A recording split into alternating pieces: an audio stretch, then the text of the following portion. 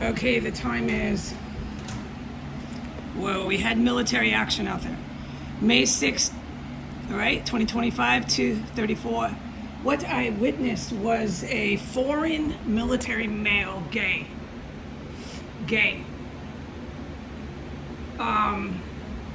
can't really tell he's gay, but he's gay if you watch him long enough. He's military, he's foreign, he's white. He's the one that was big one to report. So the domestic terrorist male, who's a maniac, I can testify to that, who's been involved ever since William Murray left this property. Violent William Murray, bomb maker William Murray, body chopper upper William Murray, hostage taker William Murray, on and on and on. Okay, when William Murray left, that one came in and basically picked up where William Murray left off. Okay, but he doesn't stay here 24 hours a day chopping up bodies, lighting my hallway up with chemical weapons, explosive IEDs that are so strong that it burns your nose hairs. William Murray did that around the clock. And the good guys, who I can never talk about, know this. I'm not the only one who knows this. Okay, so William Murray left the building and that man comes in and does these same things, which I have documented, okay? He's also an accomplice to homicides. I've witnessed it all here. So they're coming and going now, and that's why it actually got worse here. They're engaging in the same terrorism, incredible violent terrorism, and they're walking and coming and going. So this is what happened. First and foremost, there was a male, blue eyes, dark hair, Russian or Ukrainian, foreign national. You could tell. I'm not going to bother with this because I'm not the only one that saw him. He was working with the domestic terrorist male in here. Everybody has a cell phone in their hand. Not one person who I am testifying to was not holding on to a cell phone. Okay, all right. The entire time I'm testifying to this incident. Okay, so first I stand on the porch, okay? That domestic terrorist African-American male was sitting in his truck. He had cleared out all my garbage that I was planning to take out.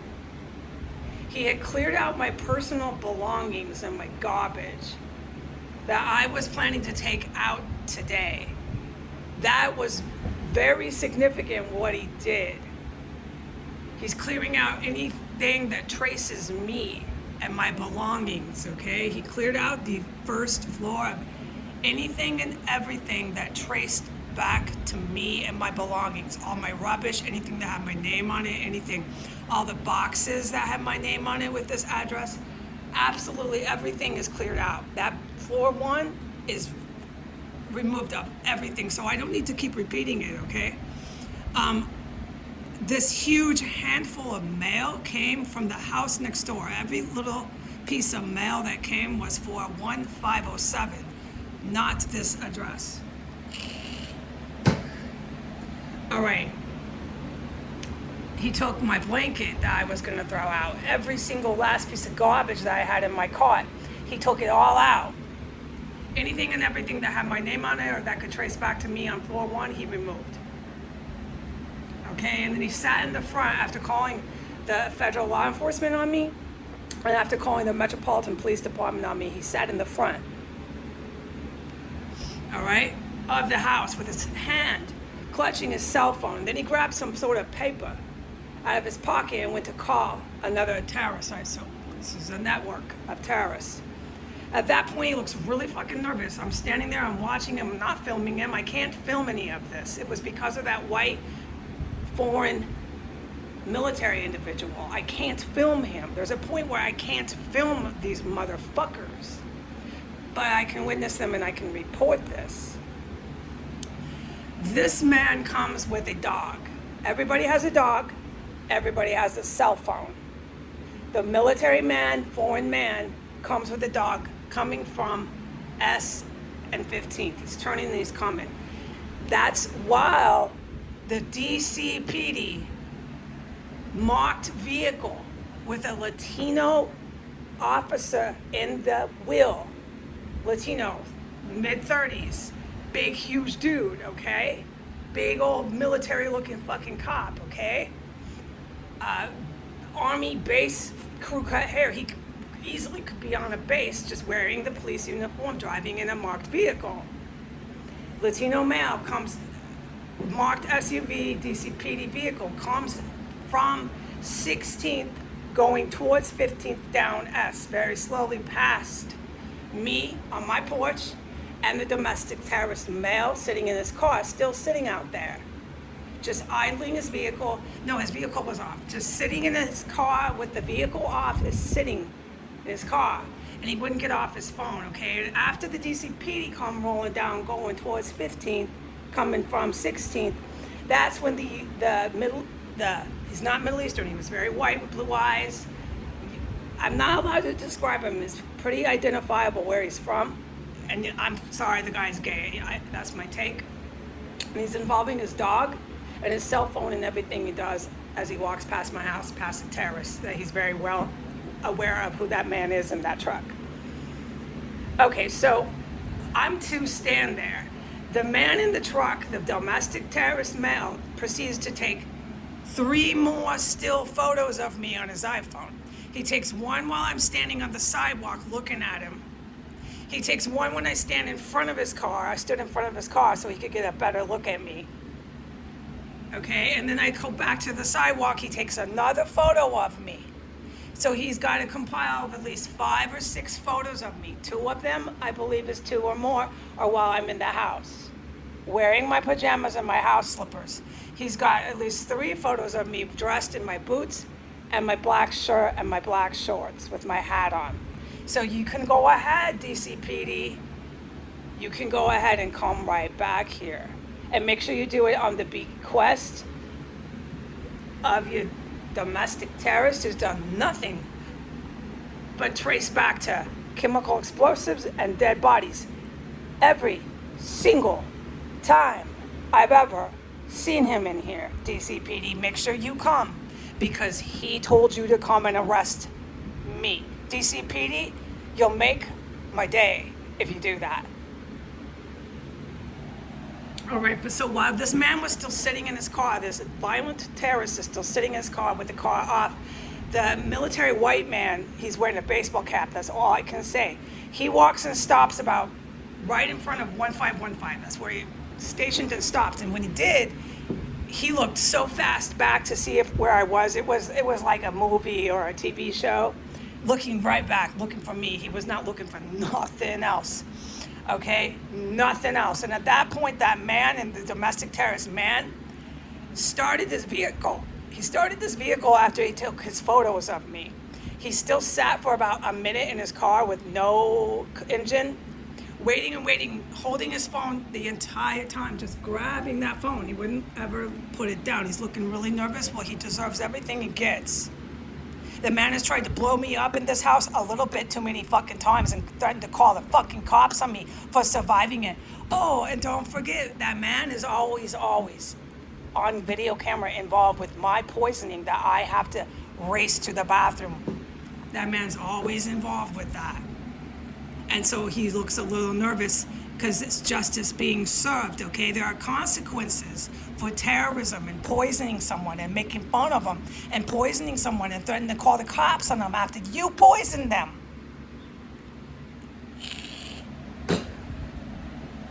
Okay. After a minute, he turns his car on, the domestic terrorist male whom I'm speaking of, and he's getting no response with that cell phone in his hand. He yells some statements at me, really nasty, rude, slurring statements at me. I'm not surprised. He's a hardened, violent criminal. And then he drives off, okay? At that point in time, the military man had passed his car and was waiting in front of 1515, all right? My green light, stand right there on the sidewalk. Watch that military man. He's the one you want to watch this whole thing. It's not the domestic terrorist in the car that just drove off, and it's not the other one that I'm going to report. It's that white military man. Watch him. That's him. That's the one I'm standing on the sidewalk for. Okay, so I had my green light, if anyone wants to know. when to go downstairs. It was pronto, pronto, pronto, go take your garbage out right now. I look, there's no garbage. He's removed every traceable evidence of me in this house on floor 1. Boxes, I mean, it's stark empty down there. And so I see him, and Archangel green light says, go stand on the porch, don't go on the sidewalk. Archangel said, I want you to go on the sidewalk, but you're gonna wait right here on the porch. Because if I would have gone on the sidewalk, that military man would have seen me. He was coming from S and 15th. So I stood there, and then the military man comes up, and when he's coming up, he's looking right at that guy's truck. He's looking right at that guy's truck the whole time, very intently, for a good minute, almost. And then he looks up at the house, and he sees me, the white military man, and he whips his head the other way, like, oh shit, she's on the porch. He didn't know it. The guy obviously didn't know I was on the porch. So I spotted him, and then he walks up with his dog. Everybody's holding a cell phone. The African-American terrorists, the military male terrorists, everybody's got a cell phone in their hand. He walks up, stands in front of us, on S, in front of 1515, and pretends to potty and circle around with his dog. In that course of time, it was a good 5 minutes. He's standing, he's never left 1515. He's just standing there with his dog.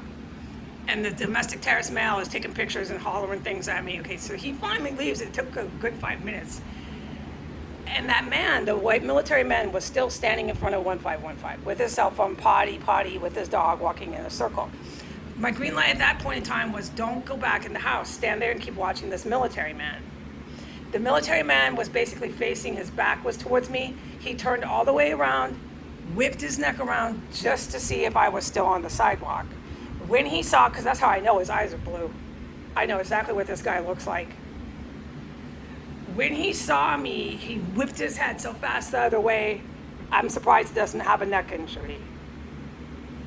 And then he walked further, and he kept pretending when he went to the spot he went next to stand there and just keep potty and walking his dog in a circle. At that point, he was in front of 1521.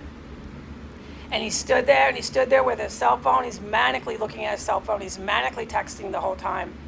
He's not looking back at me. He's figured it out. He's military. I'm not leaving. I'm watching him. He knows it. And at that point, when he's standing, this is a matter of 3 minutes. When he's standing in front of 1521, the cannibal comes out. The white female cannibal of 1513. She comes out. She comes out of 1513 going the same direction as him. Now they're both walking in the same direction on the sidewalk. They're both walking dogs, and she has her cell phone in her hand. I got a bird's eye view of her. She is on major speed. This is no question. She's a serious junkie. She's extremely obese, and I know she's a cannibal. There's definitely 2 white females that use that vehicle. I can definitely testify to that now. And there's no way in God's earth that woman that I saw can actually ever hold a federal agent job, but she has some sort of title like that. There's no way, unless it's all for terrorism, which it is. We've confirmed that. So now we've got the white female terrorist from 1513 who is no doubt a drug addict, extremely obese, walking the same direction, waiting for him. He was about 2 doors down, walking his dog forever and ever and ever. He keeps looking back. He sees them still there. And now he's really nervous, and he can't get off his cell phone. She's got her cell phone. She's like the one that was at 1507. She's so high on drugs, she tried to have a conversation with me, and she tried to look at me like I was a loca. Like I'm loquita. Like there's nothing wrong with what she's doing. Nothing's happening here, babe. There's no helicopters that hover over my roof. That's all they're gonna do, okay? They're gonna look at their arresting officers in the military the same way. They're gonna look at them and say, there's nothing wrong with what I do. You're all crazy. This is official military members that have these choppers. There's a name for these helicopters. These people are so deranged on the street, they'll tell the card-carrying, badge-carrying military guys that they're crazy, they're loca. You can't arrest me. I have a right to do this. Yada yada yada. They're convinced of it. She's so skitzed out, dude. No question. I'm really glad. I'm grateful to God I was standing that close to her. So where was I? I was on the grass side of the sidewalk, and she was literally coming out 1513. I've never been that close to her. She's a junkie, big time, and extremely obese and completely high out of her mind when she was walking out of her house, holding a cell phone, trying to talk to me. I'm not saying nothing. I'm looking at her like, bitch, you are going down. Do you realize I'm standing here? If I'm standing here when you're coming out of your house and this military guy is nervous as hell, bitch, you're going down. It's finally happening. You go ahead, bitch, and tell me I'm crazy all day long if that helps you today. It's not going to help anybody here on the street in the long run. And that military man was still standing there in front of 1521, watching her come out, watching that I hadn't left. And now, when she hits the sidewalk, he fucking bails. He's fucking nervous. He just goes. He just goes. He's not looking back. He's fucking leaving the scene. Okay, I was just supposed to watch him for one more minute. Don't leave the sidewalk. Watch him. And both of them went down the roads to 16th down S. Both violent terrorists, one in the military. And the domestic terrorist who I can pinpoint from here, doing so many violent fucking terrorist crimes. It's stunning he's still coming and going. Everybody goes towards 16th. And there's been a slurry of photos of me in two different outfits, my pajamas and my slippers, plus my hat fully dressed. The man took everything traceable evidence of me out of this house. It was all packed up in black garbage bags in the back of his truck. My blanket, all my garbage that I was going to take out, it was a couple of days worth of garbage. All the boxes, every single last box that had my name on it that came here addressed to me, everything's just gone. There's nothing, not anything downstairs. Floor 1, all the rooms, the stink of dead bodies, you hear massive combat, and there's massive other things that I've witnessed on floor 1 that I'm forbidden from talking about. It's got nothing there. There's no furniture. Well, there wasn't any furniture.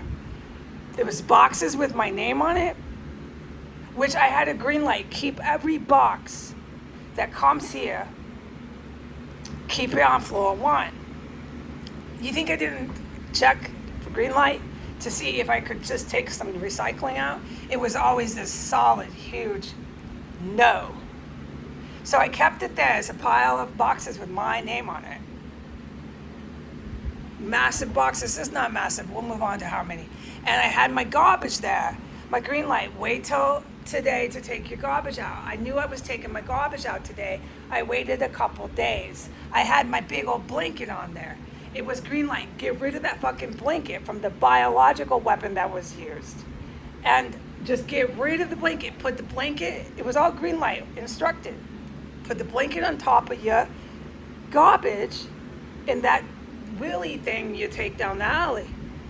And lo and behold, who came and removed every piece of last livid evidence that traced back to me on floor 1? The domestic terrorist. And what did he do while he was in the act of accomplice murder 1? Premeditated. What did he do?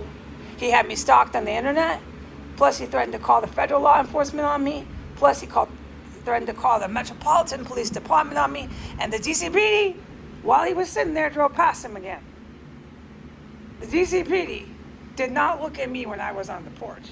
The last thing they're going to do is make eye contact with me while I'm standing on the porch watching them drive past the house. When the DCPD passed that man, he got really nervous. Like, where's his cops? Where's his cops? It was obvious. But this guy was waiting for more than that. And the shit didn't work out with him with that white military man, because that's where it all matters. It matters with these military sons of bitches that keep protecting this place. These people I have filmed inside this property are called schizos. They're called maniacs, and they're called tweakers. Tweakers. Tweakers.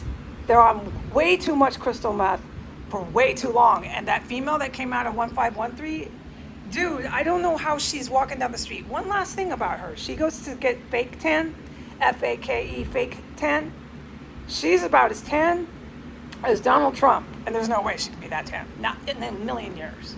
She does fake fucking tans, that fucking high, and she's a cannibal. I mean, the shit that the heroes must see these people do when they're driving in and out has got to be phenomenal. She's so obese. It's just disgusting because the female's eating fucking human remains, okay? All right, I'm gonna go. Goodbye.